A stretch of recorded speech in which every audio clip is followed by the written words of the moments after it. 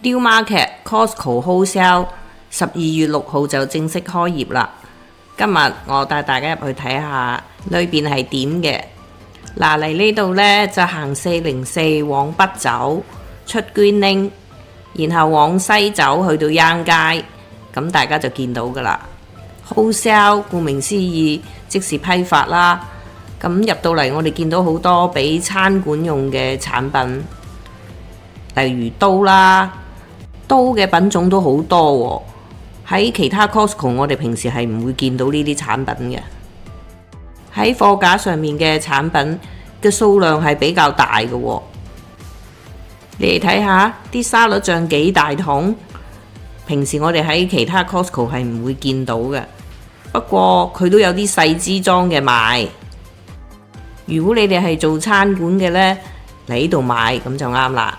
仲有喎，如果開大型 party 都好啱㗎。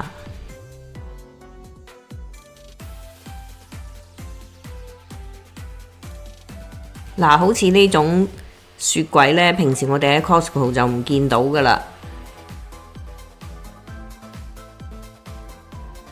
呢個新嘅 Costco Wholesale 最吸引我嘅呢，就係呢個蔬菜部啦，裏面真係好多蔬菜啊、生果啊，仲有好多肉類嘅喎，例如包裝嘅牛肉啦、豬肉啦、雞肉啦，仲有芝士喎。品種好多，如果大家中意食芝士嘅呢，嚟呢度就一定好開心啦。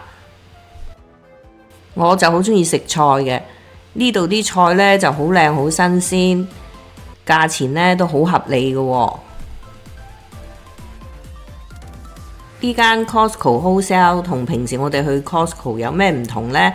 呢間 Costco Wholesale 呢係冇衣服賣嘅喎，更加冇配藥。又冇家居嘅大型家私同埋聖誕燈飾啦。如果大家想買嗰啲其他嘅嘢，就去返以前嘅 Costco 咯。大家記得關注、點讚同分享我呢個視頻啦。下期再見啦！